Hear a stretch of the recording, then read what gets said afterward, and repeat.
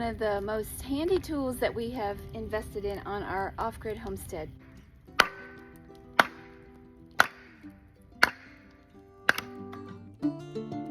Welcome back to our homestead. We are definitely feeling the fall weather. It's a rainy day, it's nippy outside, and we're seeing some color in our trees. It's looking really pretty. Next week our family is going to join our church group and we're going to all ride down the Virginia Creeper Trail, which is going to be fun. This time of year it's always so beautiful. So I'm looking forward to that. Today I'm going to tell you about a couple of things that we find useful on the homestead, especially in the making a fire department. So you're going to want to stick around for that. Thanks for coming. Please subscribe so you don't miss any of our journey. And throw a log on your fire, grab your water, and kick back. In case you're wondering, yes, I did make this fire. No, that is not my normal job. I make a fire when I need to. I can do it in a pinch. I have been using the Kindling Cracker more here recently. I just wanted a fire today. And so it was so damp and so cool. I was cold. So I grabbed my sweater and I said, well, if I want a fire, I'm gonna make one. And it's really knocking the chill off. It's just nice. A warm wood fire is such a nice, cozy feeling. If you haven't tried one, I recommend it. If you don't have one for your homestead, it's a good investment. We really enjoy ours. We heat our whole home with wood heat in our home that we're building, and in our camper we have a room that we've built off the camper, which is where I am right now. It's just like a little mud room where we keep all the boots and the cat food and the wood stove, just overflow stuff, because obviously in a camper there's not a lot of room. So this has been a wonderful addition. Not only is it providing warmth for our camper, but living here in East Tennessee, we get very damp falls and winters and springs, and so we get a lot of dampness. And we were noticing the first few years that we lived here, especially during the winter, we were getting so much moisture and things were getting moldy. Our clothing was getting moldy. And so building this room and adding the wood stove really helps to dry out the camper. And it's been a real game changer. We also, our first year, we added a dehumidifier in our camper that we ran a lot during the winter. And that actually helped with heat as well as the humidity.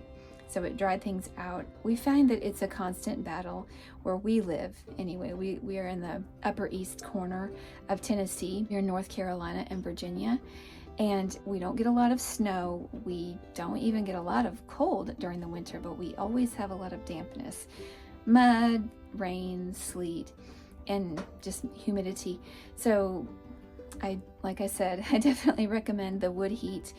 And you can get wood from your own property if you're blessed with a lot of timber, which we are. Plus we get a lot of wood from my husband's tree business. He always is bringing home loads of wood. I don't always look forward to that because it means more work, more stacking, more splitting, but it sure is a blessing. Like now, when you get cold and you just want to cozy up to the wood fire, it's a nice thing. And in a pinch, you can cook some of your food on top. You know, this is not a wood cook stove, so the temperatures aren't moderated as much as they would be in a cook stove, but you can fry things on top of here. You can, if you're creative, wrap things in foil and bake them in there if you've got some good coals. And you can use your Dutch oven on wood stove. So if you happen to be out of power, just remember your wood stove as, you know, cooking beans, making cornbread. There's things you can do. You can do pancakes on top. We've done some things. We haven't had a need. We don't have a wood cook stove, but it's always good to have backups. It's just a consideration if you're going to be moving on the homestead.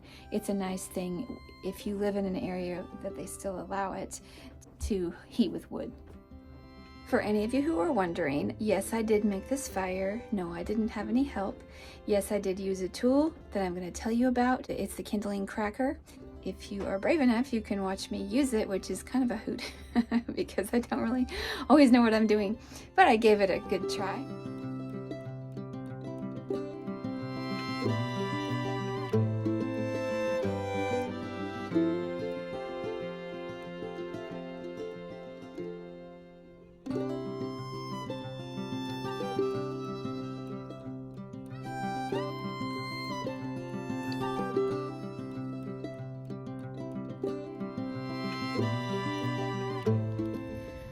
now that it's wood stove and fire season, let me show you one of the most handy tools that we have invested in on our off-grid homestead. This is the Kindling Cracker. It happens to be the Kindling Cracker King.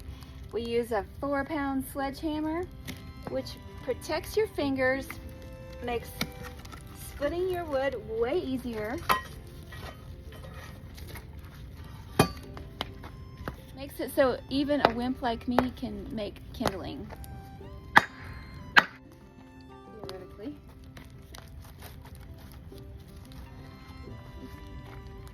Burning up in the process.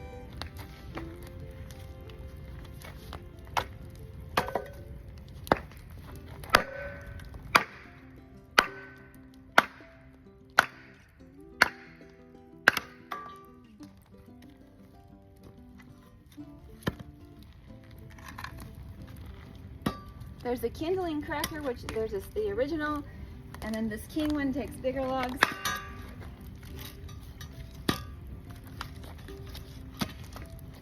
Didn't say I'm good at it.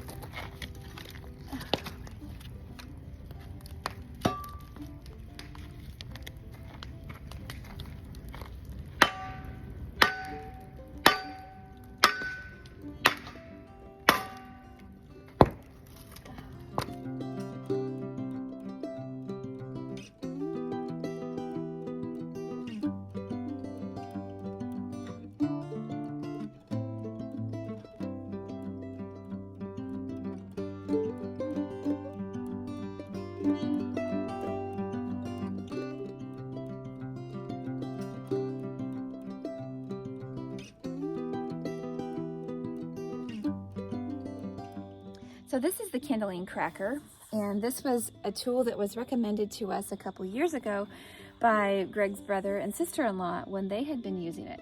Well, we invested in that, I want to say two winters ago, and we weren't really sure if it was going to be something useful.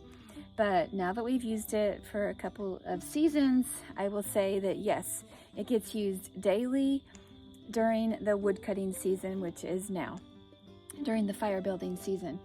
This tool is just a simple piece of cast iron that is shaped so that you put a log here, it splits it. Adam's going to show you a demonstration in a second, but it's just a simple way to get kindling a little bit easier, a little bit safer.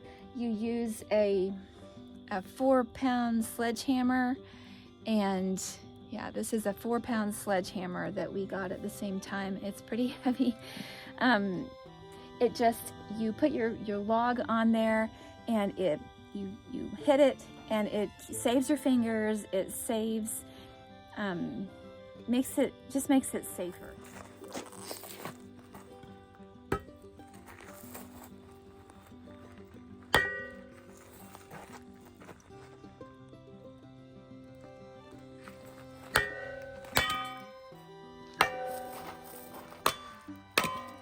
It's just something I'm passing along in case you haven't heard of the Kindling Cracker. It's definitely, we feel like it's definitely worth recommending. It's not just a gimmick. Living off grid, using wood stoves, we definitely say the Kindling Cracker is a go.